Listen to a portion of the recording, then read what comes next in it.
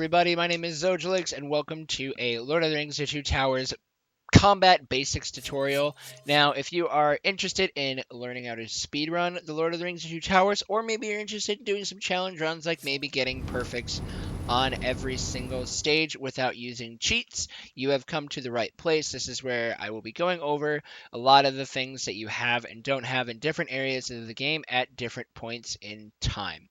Because, believe it or not, despite this game being from 2002, the combat's actually quite advanced, and there are a lot of things that you are going to need to understand when you are going in order to really play this game. So we're just going to go ahead and jump right in here into our first level.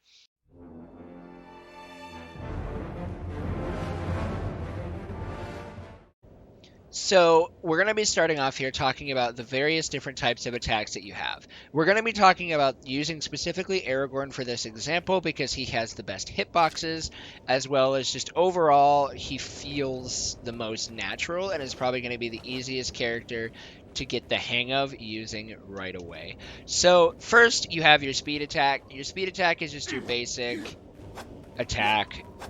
It's just your most basic. You mash either A or X, depending on what console you're on, and that is Fierce Attack. Pretty simple thing to use. And then you have your second most basic kind of attack, and that's your Fierce Attack.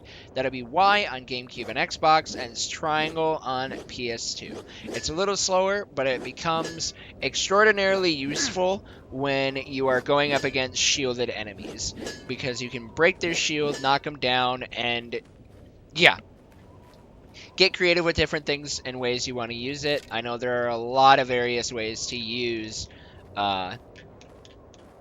fierce attacks. So have fun with it. See what you can figure out. Your next attack that you're going to have, it's not really an attack. It's more of a functionality thing, but you have a kick. There aren't too many uses, at least that we've found, for kicking in combat. If you do find something that maybe makes kicking a little bit more viable, let us know. We would love to see what ways you can use kicking. But the biggest functionality with kicking is in Helm's Deep, Deeping Wall. You use it to kick down the ladders. Yeah. Next thing you have is your finishing move, which is stabbing. You use it a lot. You're gonna knock an enemy down, you stab them, all that kind of stuff. And then you have your ranged attack. For Aragorn, Legolas, and Isildur, it's a bow, and for Gimli, he throws hatchets. Yeah, you have... So there are two different kinds of shots you can do when using your bow. You can do a regular shot, or a quick shot, which is just, you push the button and just start shooting. This can be nice, as you can chain around by run, shoot, shoot. It works out actually pretty decently. It doesn't do that much damage, but it has quite a bit of functionality. Now, your next shot is your charge shot. So you're going to press your range button to pull out your bow. And then if you push and hold A, you'll notice Aragorn's arm kind of come back. Until eventually you notice his hand will kind of shake a little bit. That's when you know that the bow is fully charged. The bow does not count, the shot will not count as a charge shot until you see that first wiggle. And it's going to be kind of muscle memory in order to figure out the timing to get the best out of your charge shots. But you have that huge visual cue of his arm shaking before you then take the shot. Okay. And then you have, for your last attack that you have that you can use, is your charged attack. This is one that you have to buy as an upgrade right away. You don't get it immediately, but if you push and hold your fierce attack button, Aragorn, Legolas, or Gimli, their weapons will glow in different ways, and you'll see them kind of tilt back. Now, there are a lot of uses for this, and there are even ways that you can... you can get the full effect without having to wait for the full charge. As you can see, the sword hasn't even started glowing yet before I let go. And it's working. Now, it might be different when you're looking at different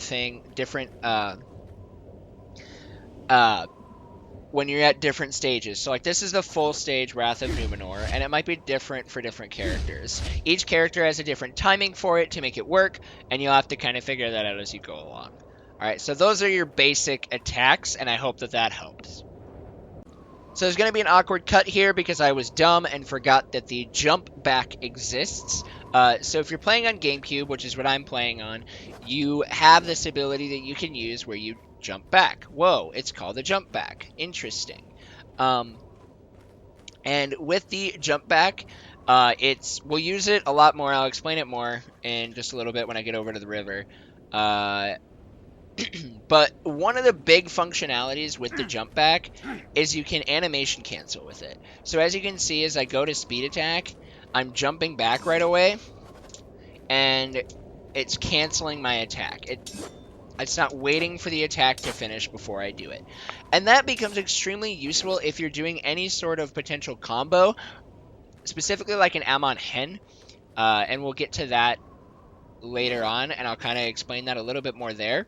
But when you're at Amon Hen, there are some enemies throughout the game, whether it be an Amon Hen or not, that will knock you down regardless of what attack you're doing. So if you notice that they're doing that attack, as you go to do yours and you're like, oh crap, I'm gonna get hit, you can react fast enough by jumping back in your combo, so it doesn't matter where you're at, you can still cancel it.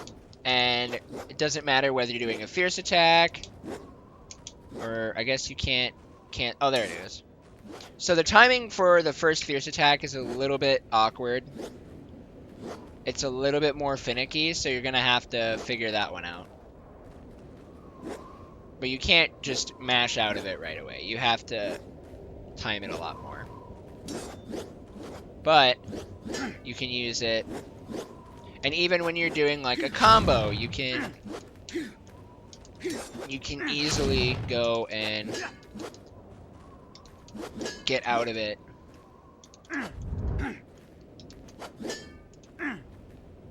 So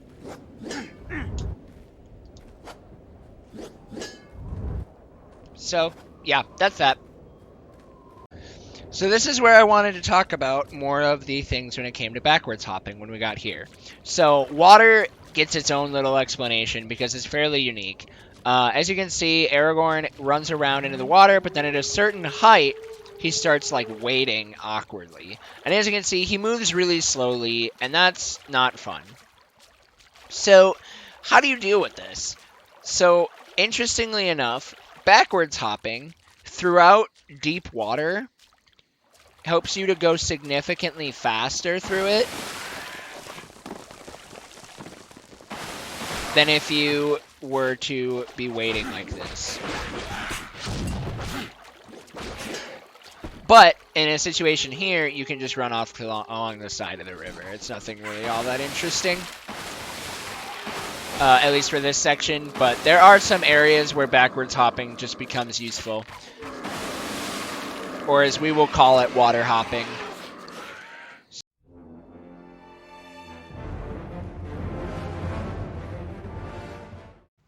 So what we're going to be talking about in this video is the difference between armor and health. So one of the things you can do is you can buy these abilities called Strength. So there's Strength of the Stewards that permanently increase your health. And what they do is they give you a thing of armor. And what armor does is it gives you a little bit of damage resistance and gives you extra health. But there's one thing to know. It took 2 gunpowder barrels there before my armor was gone. Now, if I go up here and hit this, I take quite a bit more damage. And so you have to be really careful, because when your armor is gone, your health drains significantly faster. So you want to be watching for that as you're going around, especially in levels like Westfold, where there are a lot of things in the level that just drain your health really quickly.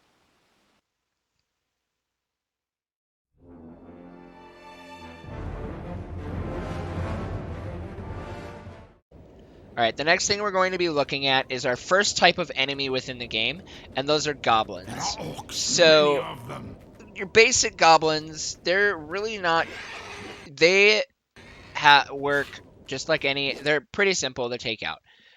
They have a few different kinds of attacks. They have just a regular slash, and then they have a leap that they can do. Their leap will stagger, but they cannot knock you down. Goblins just don't knock you down at all. So when you're fighting them, like Gimli just took those guys out pretty quickly.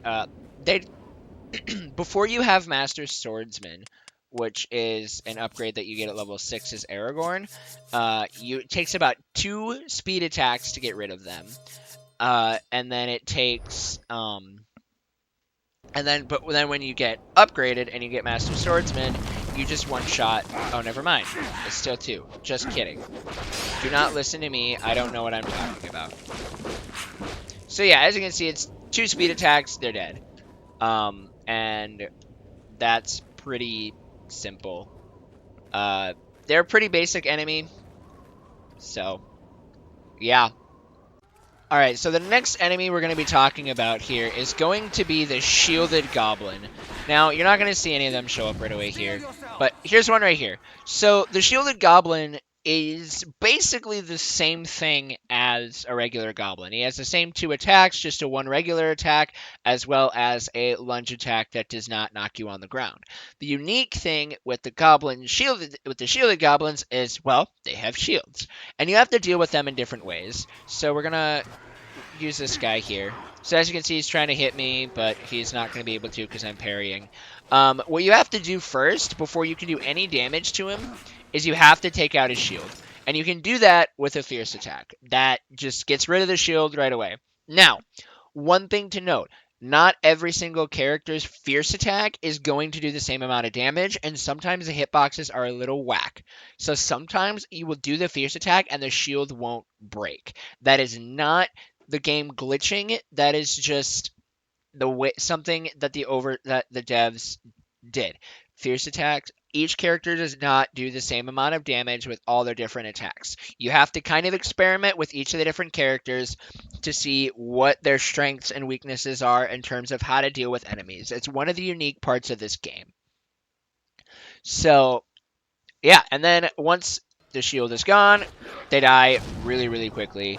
So another thing to note is you can actually even use your charge attack to not only just get rid of the shield, but kill the enemies right away. So as you can see, I'll try and demonstrate it. Oh, Frodo ruined it for me, the little knee-high hobbit. So we want a shield guy over here. Come on. Come here. Okay. So what you can do is you can use your charge attack. If your charge attack sets enemies on fire, you can see he died right there. So if your attack will set enemies on fire, then they usually get dealt with pretty quickly. But other times, you'll use it, and it'll break the shield, and sometimes, depending on the attack you're using, will even kill them. That's one of those things that you just kind of have to experiment with and use. Now, the timing for it is pretty tight. I personally don't really recommend doing this method, just because oh, that guy didn't get set on fire. You can get hit out of the animation on multiple occasions. So, yeah.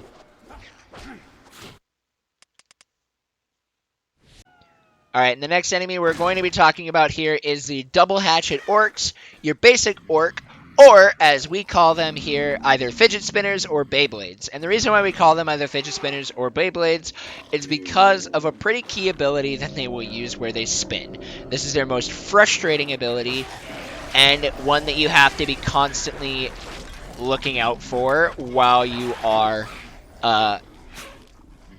fighting in the game. So I'm going to deal with these shield guys here quickly.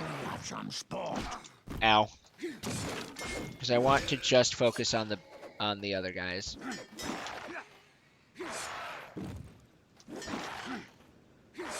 Alright. So, these are your fidget spinners or your Beyblades. They have 2 attacks.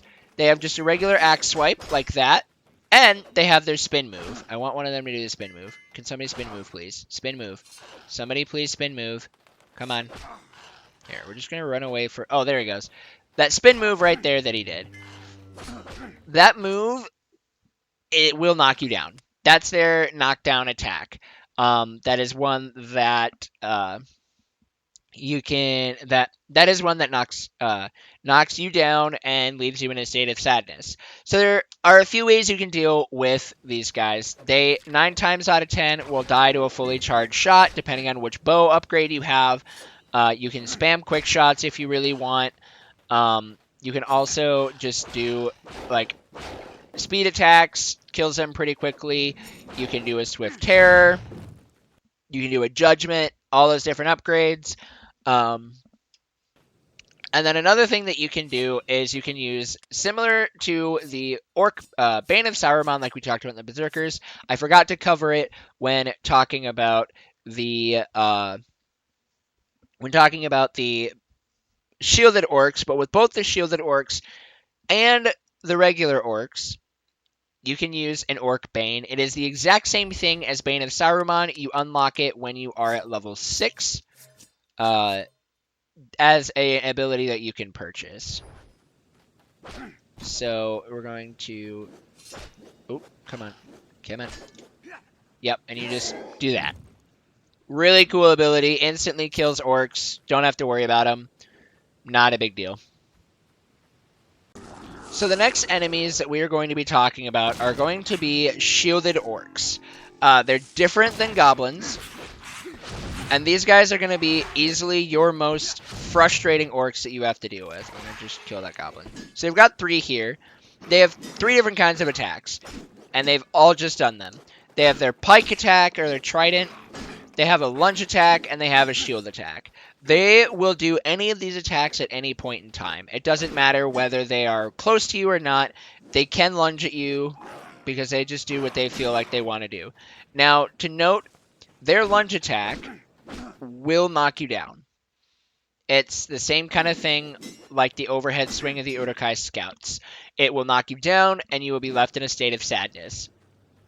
So, there are a few ways you can deal with them. You can either do a double fierce attack. As you can see, one fierce attack doesn't immediately break the shield. But you have to break the shield, double fierce attack, then they're open to whatever attack you want to use. There's that method. You can come back and do a fully charged bow shot that will also break the shield. I don't recommend that because that's slow and leaves you extraordinarily vulnerable. And then you can use your charge attack. Your charge attack or the double fierce attack method, those are going to be the ways that I recommend dealing with them. Now, one thing to note is you're going to have to make sure that you're watching what abilities that they're doing. And being able to react to those specific abilities as you come up against them. So the next enemy we're going to be talking about, the next 2 enemies that we're actually going to be talking about in this instance, take place in the wonderful level of Amon Hen. Now, these are... The first enemy we're going to be talking about here is the Udokai Scout. At least that is what I call them, Udokai Scouts, because they don't have the same bulky armor that other Udokai have, and instead they have lighter armor, and they have a whole different set of attacks as the other Udokai. So what we're going to be doing is, so they have 3 main attacks. They have a backhand slash, a forehand slash, and an overhead slash. The overhead slash is the one that you really have to watch. Now, I really actually want one of them to overhead slash me. Come on, please overhead. Thank you. Oh, and you missed. So, their hitbox, the Udokai Scouts' damage hitboxes are really weird. They're really, really weird. None of them are overhead slash. There we go. And that overhead slash. That is the overhead slash that we want to talk about. Because that is the key ability that is going to be important when fighting Udokai Scouts. I don't know why I use that ability, but I won't complain. So, when fighting the Udokai Scouts, you need to watch for that overhead slash. Because that slash will knock you down every single time you get hit by it. And if you are in perfect mode, which I'll explain perfect mode near the end of the video, or I might cut it to the beginning. I haven't decided yet. You'll figure out. But I'll probably put it in the beginning, actually. But when you are in perfect mode, then there is... they have a super armor. So when they're doing their overhead swing, they have about a second after it as well from that animation where they just don't die. Their health will drain to 1, but it will not be a kill shot. I don't understand why it is like that, but that is how the developers created it. It's really frustrating to deal with, but that's just something that as you play the game, you're going to have to figure out timing for that. That's why we talk about things like backwards hopping combo cancels, because that can help you prevent getting knocked down and prevent different different things happening.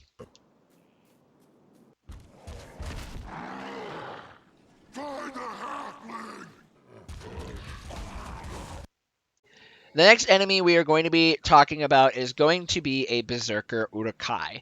Berserker Udokai are some of the most annoying enemies. They have a few attacks. They have that spin attack, which he keeps hitting me with. Which it's pretty much just this epic series of attacks. And then he has a grab where he can grab you and throw you to the ground. Those are kind of the two main attacks. Now, another thing to know about the Berserker is, as you can see, he hits me and he jumps back. He combo cancels with a jump back. They're a little bit smarter. They can acknowledge the fact that they've hit you and then react accordingly. So when you're going up against them, you need to be very careful. There are a few ways you can deal with them, and unfortunately we only have one here, so I can't show everything off. But you can wait for him to do his combo, rush in and do a double fierce attack. You can do your charge attack. Oh, and another thing too is you can't just go up and attack them. They do parry you. So you actually have to watch what you're doing when you're going to attack them. Okay, so you can double fierce attack them after parrying them and stagger them. You can double fierce attack. That will knock them to the ground, and then you can stab them. Another thing you can do is you can do your charge attack at the right time. The charge attack at the right time is really difficult. It requires understanding where the Berserker is at in his attack, as well as then adapting to how you're going to fight the Berserker from that point on. And when you hit level 8, you get this ability. You have the option to unlock this ability called Bane of Saruman. This will instantly kill an attacking Udokai. Now, it doesn't help you get into perfect mode very well, but when you're dealing with Berserkers, the only thing you need to do is just kill them. That's just bottom line. That's what you need to do. Oh, you can shoot the Berserker as well, but that's also really difficult. I don't recommend trying to shoot a Berserker unless you are in perfect mode, because you do significantly more damage to a Berserker in perfect mode versus not being in perfect mode. So anyway, if you're just like trying to play through the game and you got to level 8 really early, I recommend getting this Bane of Saruman ability, because you can then just, you can just do this. It's a dope looking ability, and as you can see, he died really, really fast. Didn't have to worry about taking too much damage. The Berserker was dead, and now we can just move on with our life. No harm done. So that's a Berserker, and I hope that helped. Now, the next enemy we're going to be talking about here is a wood troll. These are going to be the trolls that are going to show up most common throughout the game. Cave trolls are different. We're not going to really talk about them too much because they're basically just a simpler version of the wood troll. We're just going to be covering trolls all together in this one video with this troll here. So, they have 3 attacks. They have a little swipe, they have a club, and then they can throw a log at you. So they're kind of difficult to deal with. Another thing to know is a difference between cave trolls and wood trolls.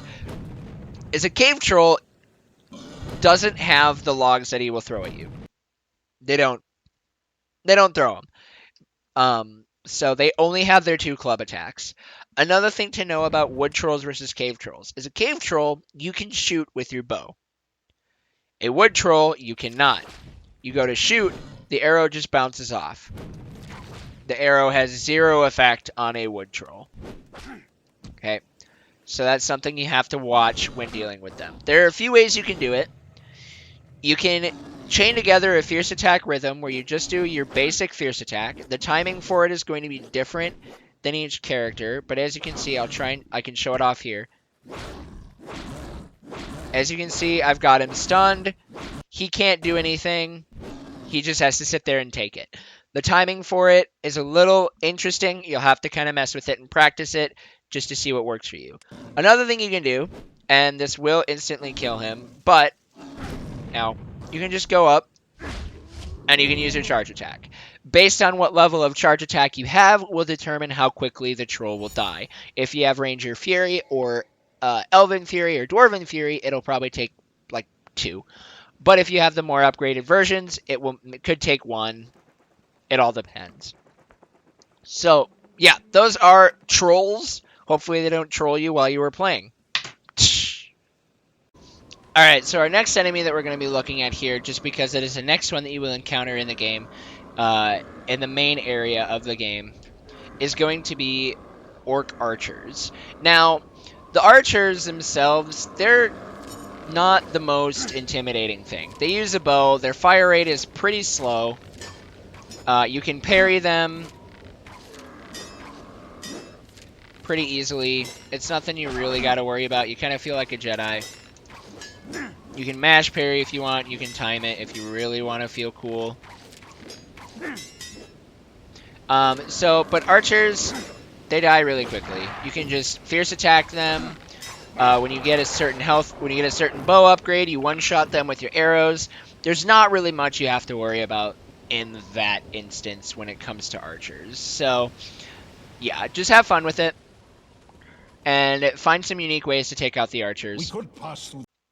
So the next enemy we're going to be talking about here is the Udokai Archer. The Udokai Archers are the only other kind of archers in this game. I'm just going to deal with these scouts here quick. Okay, so we got 3 archers here. They have 2 attacks that they're going to do. And look at that, they've done them both. So, they can shoot you with their crossbow, or they can throw a little firebomb here and put a fire pit. The fire pit is the most annoying thing you're going to have to watch for, because the fire pit can, they can just drop them on top of you, and as you can see, you can just kind of sit there and get absolutely destroyed by the fire. Thankfully, I have a lot of health, but if I didn't have the armor right now, I would be getting absolutely wrecked, and probably would already be dead by this point. So, yeah, because that's another thing that will be explained at some point in the video, is that you have armor and then you have health. Yeah, we'll get to that. So anyway, this is the best way to deal with them is if they're close up. You can just swift terror them pretty quickly, which I realize I'm not explaining swift terror until later on in the video, but they die really quickly. They're really not that bad as long as you don't get the fire pits to be spawned. If the fire pits spawn, then you get wrecked pretty quickly. So, yeah, something to watch there. So the next enemy that we're going to be dealing with is the Udokai Sapper. They are revealed in Westfold. They're these guys right here. So, as you can see, what they do is they run up to you and they explode.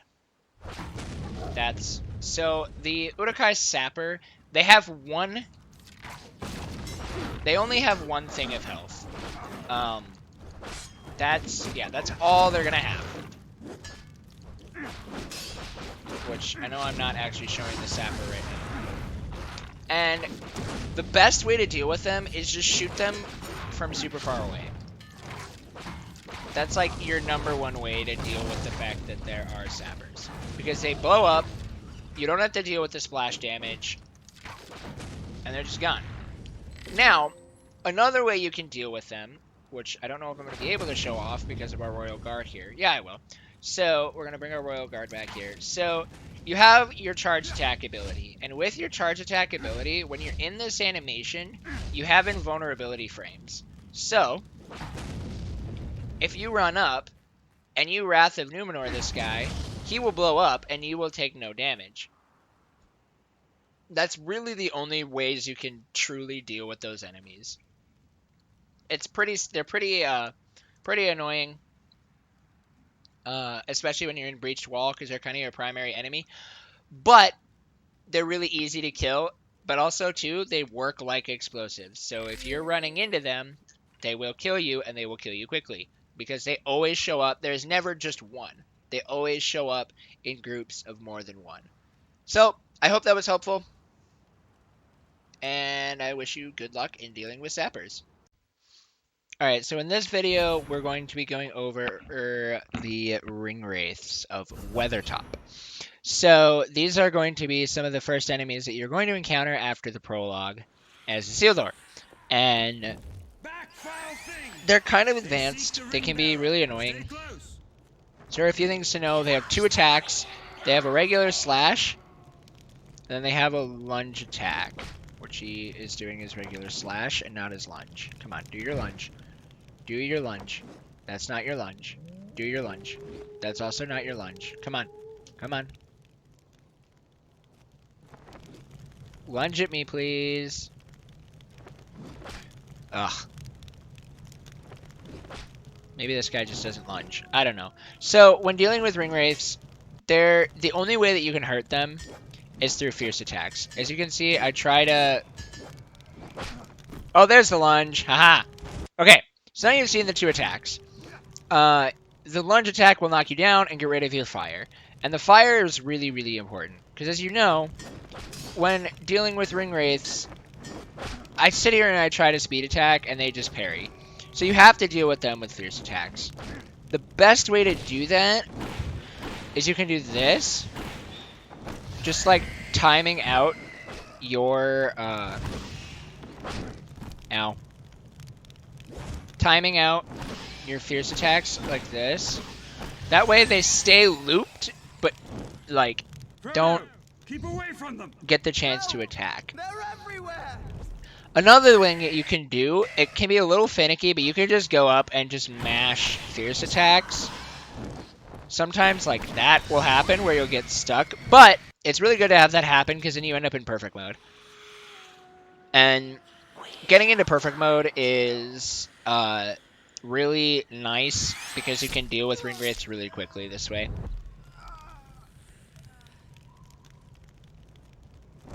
So you can just go up and do that, and you're good.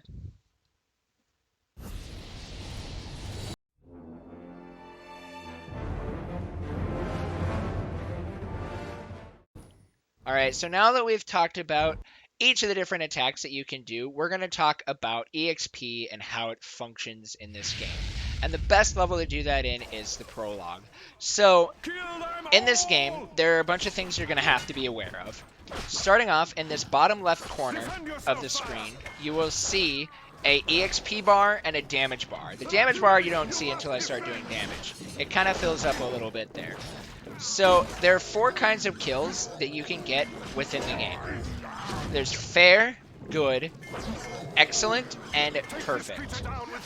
Each kill you get is determined by how much damage you are able to do without taking damage. So when you start taking damage, your meter will drain. And when the meter fills, you get into perfect mode. And so each attack, just so you know, each kill gives you a different amount of EXP. Fair gives you the least, good the second best, excellent the third, fair the worst, good is second worst, excellent is second best, and perfect is best. Another thing to note about perfect mode, you won't notice it too much here because I'm in the prologue, but when you are in perfect mode, you one-shot enemies. One-shot most enemies. I'm not going to say all, because there are some enemies that if you're doing things with like low upgrades or anything like that, then you will not be able to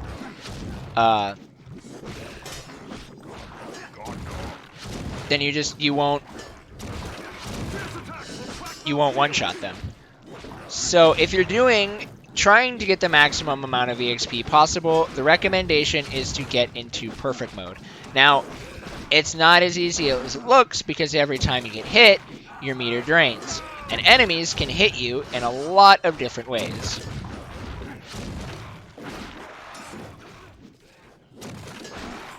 So, you gotta really just be paying attention to what you're doing against enemies and trying to get into perfect mode as best you can. So, yeah, that's pretty much it. I'll go over kill tallies in just a little bit here. Alright guys, I think that about covers everything necessary for the combat tutorial. I hope this was extremely helpful. If you guys would like to practice your combat, I recommend getting into level 10.